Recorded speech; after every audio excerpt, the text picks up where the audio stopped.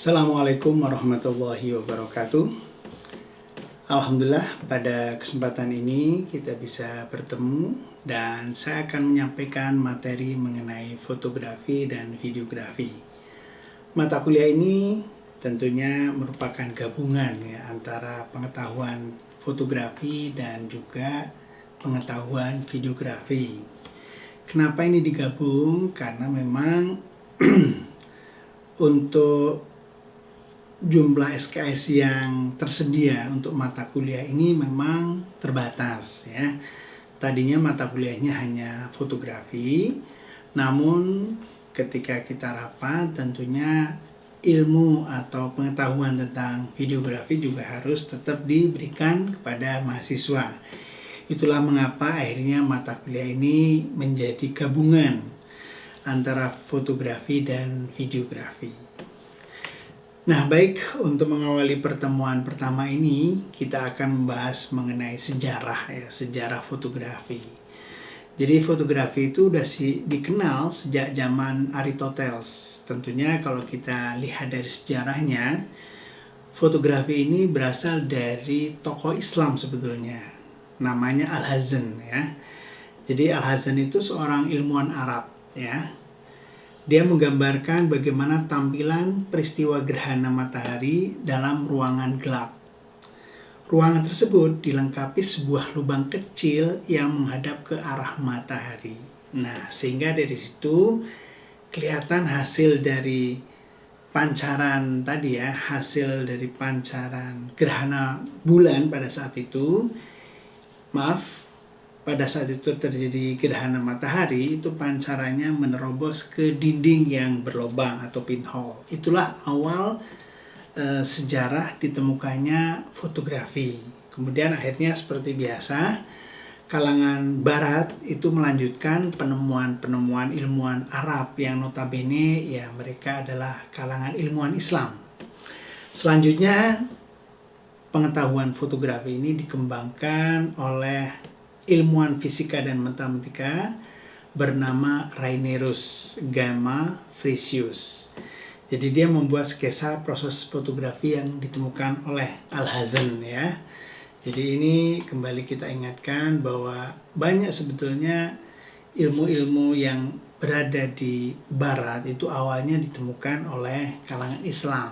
Kita tahu bahwa saat itu terjadi perang salib ya, di mana kalangan barat itu menganeksasi negara-negara Islam sehingga banyak sekali khasanah ilmu Islam itu diambil oleh kalangan barat, kemudian mereka mengembangkan ilmu itu di dunia barat sampai akhirnya ilmu itu kembali lagi ke kalangan orang muslim. Nah, itu sejarah ya, tentunya kita juga harus belajar mengenai sejarah itu. Baik, setelah berkembangnya ilmu tentang fotografi, akhirnya orang berpikir untuk mematenkan ya, dalam arti diwujudkan dalam sebuah alat untuk menangkap tadi ya fenomena fotografi. Karena kalau dilihat dari bahasa atau istilahnya dari aspek arti bahasa, fotografi itu diartikan sebagai melukis dengan cahaya. Jadi intinya seseorang akan bisa mendapatkan tampilan fotografi yang bagus manakala ada cukup cahaya. Makanya nanti akan kerasa bagaimana pengaturan cahaya dalam sebuah fotografi ini sangat penting. Nah, jadi nanti ukurannya menggunakan f-number dan ISO. Nah, itu yang menentukan apakah sebuah gambar fotografi itu bagus atau tidak. Baik, kita lanjutkan mengenai alatnya. Akhirnya alatnya itu dikembangkan dalam bentuk kamera obscura. Ya, nanti Anda bisa lihat jenis kamera obscura itu bagaimana ya. Anda bisa lihat di tampilannya.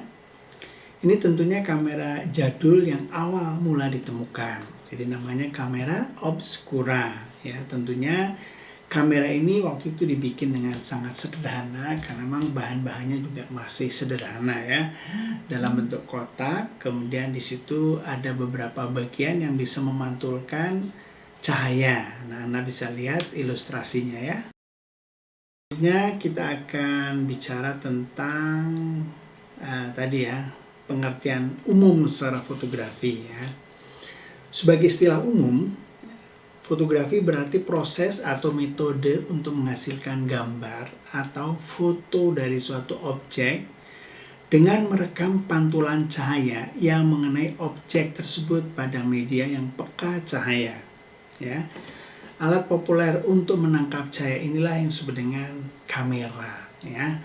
Nah, tentunya nanti kamera ini juga dilengkapi dengan berbagai fitur-fiturnya yang membuat dia akan semakin canggih. Di antaranya adalah adanya lensa. Ya. Nanti kita akan jelaskan bagaimana bentuk-bentuk lensa dan kegunaannya. Selanjutnya kita akan bicara tentang jenis-jenis kamera. Secara umum, kamera ini sebetulnya dibagi berdasarkan 4 ya.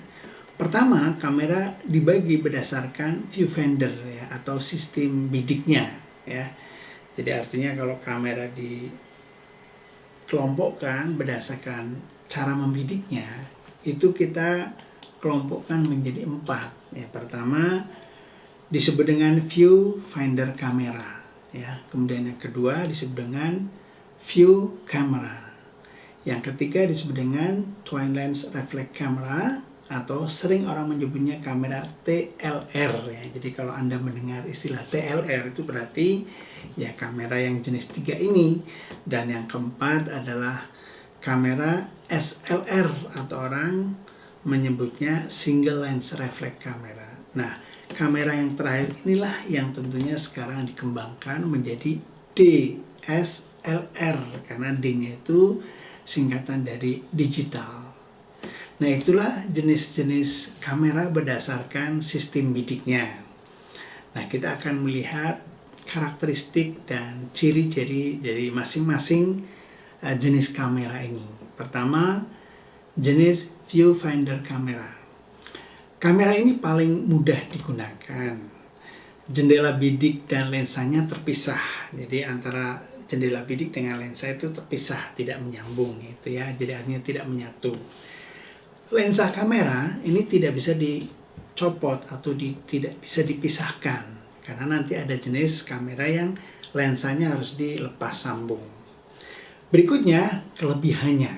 Nah, kelebihan kamera ini adalah memiliki sistem fokus yang baik, terutama di tempat gelap. Ya, jadi saya ingat dulu ketika SMP, saya menggunakan kamera jenis ini. Nah, tentunya kamera jenis ini kamera yang mudah digunakan, karena di tempat gelap pun masih bisa dipakai karena dia peka terhadap cahaya. Nah, tentang kekurangannya tentunya ada, yaitu terjadi paralaks. Jadi paralaks adalah perbedaan antara yang kita lihat dan hasilnya. Itu namanya paralaks gitu ya. Jadi terjadi paralaks, tidak bisa membuat potret atau pas foto, serta gambar yang ditangkap jendela bidik kecil. Ya jelas ya, karena jendela bidik atau viewfindernya kecil, sehingga yang dihasilkan pun gambarnya kecil. Nah, tentunya kamera seperti ini kita harus cermat ketika membidik, karena tadi supaya tidak terjadi paralaks ya. Nah, ketika terjadi paralaks tentunya kita tidak bisa mendapatkan hasil gambar yang kita dapatkan, gitu ya. Baik, selanjutnya Anda bisa lihat cara terjadinya gambar. Ini ada ilustrasinya ya, Anda bisa lihat ilustrasinya. Nah, seperti itu ya. Jadi di tempat gelap pun itu masih bisa dipakai kamera ini. Namun tentunya tadi ya, jadi jenis kamera ini mudah karena apa? Karena apa yang kita lihat, seperti Anda lihat ya, ini foto atau tampilan burung ya, yang bagian atas dan bawah itu sama. Jadi artinya kalau kita menggunakan kamera ini, apa yang kita lihat dan hasilnya itu sama persis ya, sehingga lebih mudah digunakan oleh siapapun. Nah, ini jenis kamera yang pertama. Yang kedua disebut dengan view camera. Nah, dilihat dari tampilannya saja, view kamera ini tentunya jenis kamera jadul ya. Namun jenis kamera ini di beberapa negara, diantaranya adalah di pedalaman India, itu masih dipakai ternyata ya. Jadi ternyata jenis kamera ini masih dipakai di sana. Oke. Ciri-cirinya apa atau karakteristiknya? Pertama, bentuknya seperti akordeon. Ya, akordeon itu seperti alat musik begitu ya, zaman dulu. Yang kedua, sinar yang dipancarkan objek foto langsung diteruskan melewati lensa dan berakhir di jendela bidik belakang kamera. Nah, itu ciri yang kedua. Nah, ciri yang ketiga adalah soal kelebihan. Nah, tentunya kelebihannya adalah karena jendela bidik yang besar. Jadi memfokusnya mudah, kamera fleksibel, tidak terjadi paralaks. Jadi berbeda dengan jenis yang pertama, kalau jenis yang kedua ini tidak terjadi paralaks. Jadi cenderung foto itu akan berhasil dengan baik karena tidak terjadi paralaks, karena jendela bidiknya pun cukup besar ya. Anda bisa lihat tampilannya besar.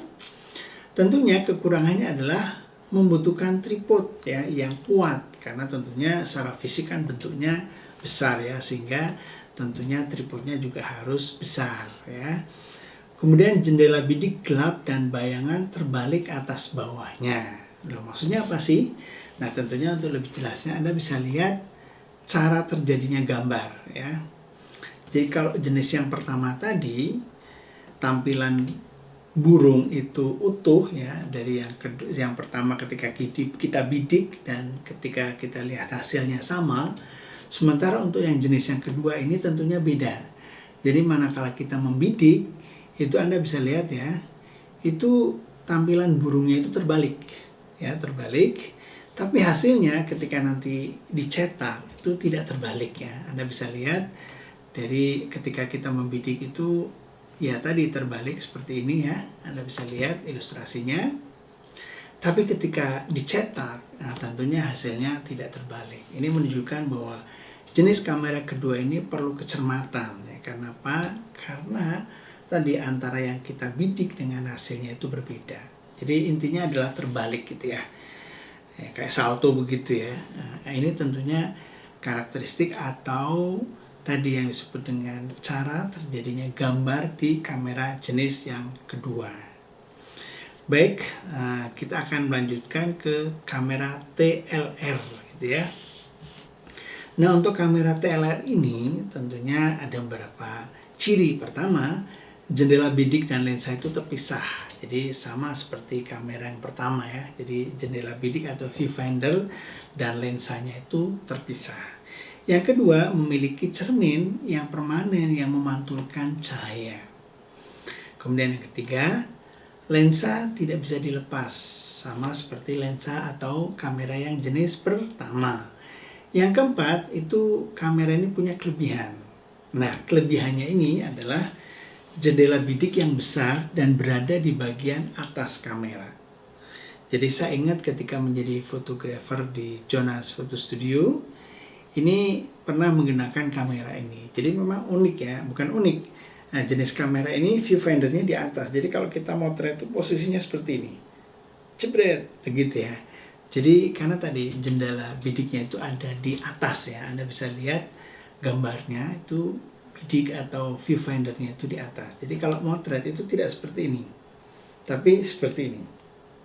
Nah, itu ciri dari kamera jenis TLR ini. Oke ya.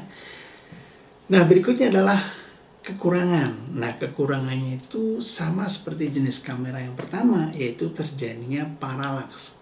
Jadi gambar pada jendela bidik terbalik kiri dan kanannya serta menggunakan film yang besar. Jadi ukuran filmnya itu besar ya, tidak seperti kamera yang SLR ya. Nah, tapi dia kameranya atau filmnya itu besar ya. Dulu semuanya itu menggunakan film ya. Tapi zaman Anda sekarang tentunya kamera semuanya udah digital, jadi nggak ada kamera yang menggunakan film ya, karena semuanya menggunakan tadi ya kartu memori ya untuk menangkap gambar atau menyimpan gambarnya. Baik, Anda bisa lihat cara terjadinya gambar ini seperti ini ya. Jadi ini terbaliknya itu ini ya, apa istilahnya, mengarahnya ya. Jadi kalau Anda perhatikan di gambarnya, jadi untuk jenis kamera TLR ini ketika kita membidik itu tampilan burung itu lihat ke sebelah kanan gitu ya. Tapi ketika kita cetak itu hasilnya ke sebelah kiri. Nah, ini tentunya juga harus cermat ya ketika Anda memotret objek gitu ya, tentunya harus ingat bahwa ini nanti jadinya adalah terbalik ya. Terbalik dalam arti bukan begini, tapi mandangnya ya, atau istilahnya apa ya, cara memandangnya gitu ya. Jadi kalau kita bidik itu objeknya lihat ke kanan, berarti hasilnya pasti nanti lihat ke kiri. Nah itu yang harus diingat ya, karena inilah yang disebut dengan kekurangan kamera ini. Karena apa? Karena terjadinya tadi paralaks dan gambarnya itu terbalik ya. Nah ini ciri dari kamera TLR. Nah tentunya karena saya juga dulu pernah menggunakan jenis kamera ini, sebetulnya awalnya saja kita masih bingung ya, tapi setelah kita menggunakan kamera ini tentunya tidak jadi masalah ya, karena kalau terbiasa ya tentunya kita bisa memprediksikan saja ya. Oke.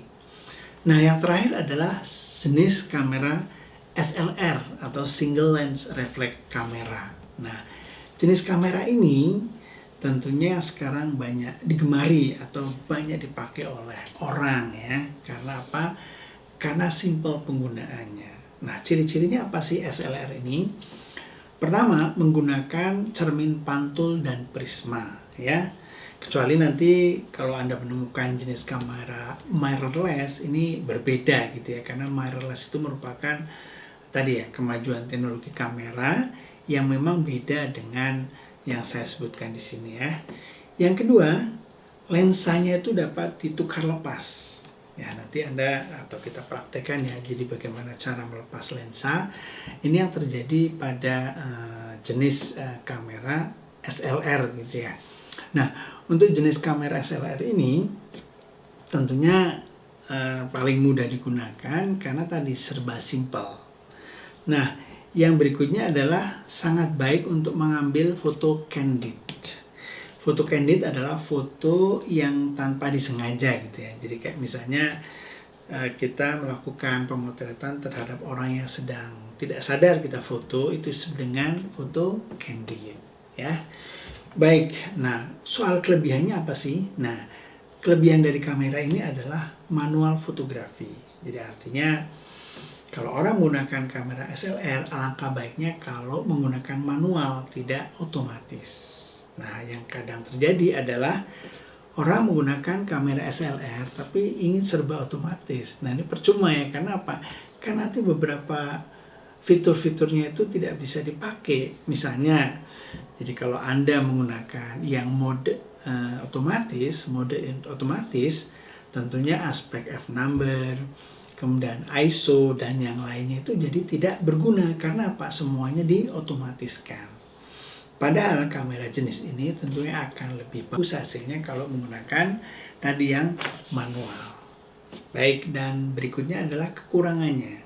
Tentunya kekurangannya adalah lebih kompleks ya. Jadi artinya kalau menggunakan kamera ini kita harus cermat bagaimana awal menggunakan, misalnya kita pakai white balance, kemudian kita harus mengatur ISO-nya, kita juga harus mengatur f-number-nya, dan kita juga harus mengatur shutter speed. Ini semua akan menjadi sesuatu yang kita perhitungkan ketika kita melakukan pemotretan menggunakan kamera jenis SLR.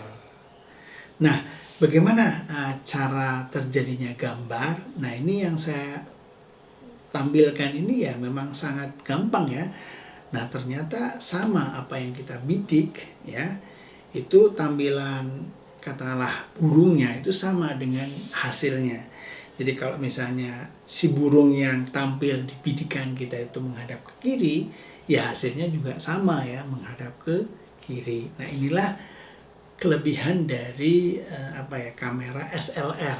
Jadi yang kita bidik itu sesuai hasilnya dengan yang tadi ya, yang kalau kita proses ya itu sama antara yang kita bidik dengan hasilnya. Nah, itu salah satu kelebihan dari SLR. Nah, inilah mengapa akhirnya orang sekarang banyak menggunakan jenis kamera ini karena begitu simpel dan mudah gitu ya. Nah, tentunya ketika berkembang dunia digital, kamera SLR ini juga semakin berkembang ya. Misalnya akhirnya orang menyebutnya adalah DSLR karena D-nya ini adalah digital gitu ya. Nah inilah sampai detik ini kamera DSLR ini berkembang terus, berkembangnya dari aspek fisiknya dan juga dari fitur-fiturnya. Di antaranya adalah tadi ya, soal megapiksel atau titik-titik pencerah dari sebuah foto yang kita hasilkan. Ada dulu pertama ditemukan hanya sampai 6 megapiksel ya. Kemudian berkembang menjadi 12, berkembang menjadi 24 ya. Dan sekarang sudah ada yang 30, 32 dan yang lain-lainnya. Nah, ini menawarkan suatu yang sangat menarik ya, karena hasil fotonya itu jadi semakin jernih gitu ya. Semakin jernih, dan ini pun akhirnya diadopsi oleh dunia kamera di handphone ya, sehingga kamera handphone ini sekarang udah muncul yang disebut dengan kamera 4K dan HQ. Nah, ini menunjukkan tadi ya, perkembangan teknologi yang awalnya ada di dunia kamera kemudian diadopsi oleh tadi ya, gadget gitu ya. Nah, tentunya ini menjadi satu hal yang menarik ya, karena Anda sekarang ini ada di era digital gitu ya, semuanya serba digital, sampai kamera pun hampir semuanya sudah digital ya. Meskipun ada para fotografer lama yang memang dia lebih ke aspek seni, dia masih tadi ya, masih memelihara tradisi menggunakan kamera manual gitu ya. Baik, pertemuan atau bahasan selanjutnya adalah bentuk kamera. Nah, sebetulnya bentuk kamera ini disesuaikan dengan tadi jenis kameranya. Misalnya ada jenis kamera besar. Nah, kamera besar ini disebut view kamera karena bentuknya seperti akordeon ya. Sinar yang dipancarkan, objek langsung diteruskan. Nah, ini sama seperti yang sudah saya jelaskan tentang jenis-jenis kamera ya. Jadi jenis kamera kita rubah menjadi bentuk kamera ya. Pertama, kamera besar, format besar. Yang kedua, kamera format sedang ya. Format sedang itu diwakili oleh kamera TLR ya. Nah, kamera TLR ini disebut dengan kamera bentuk sedang ya. Anda bisa lihat tampilannya. Oke. Nah, selanjutnya ya, kamera format kecil. Nah, format kecil ini tentunya diwakili oleh kamera SLR gitu ya. Jadi SLR ini disebut dengan kamera format kecil ya. Nah, karena di antara kamera-kamera yang ada tadi, kamera ini formatnya memang kecil ya. Oke. Dan terakhir disebut dengan kamera istimewa ya.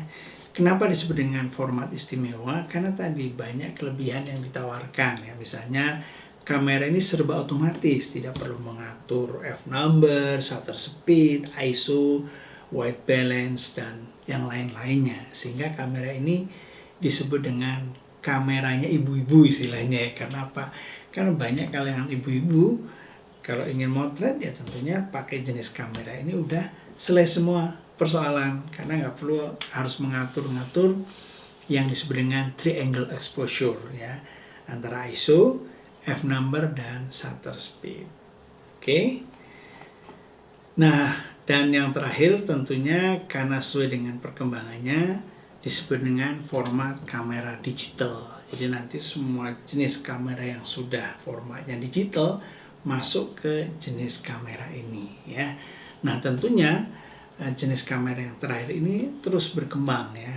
Berkembangnya dari aspek teknologinya tentunya, dan tentunya juga dari tampilannya. Apalagi beberapa kamera ini akhirnya berkolaborasi ya. Misalnya kamera berkolaborasi dengan misalnya handphone atau gadget. Kamera berkolaborasi dengan misalnya proyektor ya, atau LCD proyektor.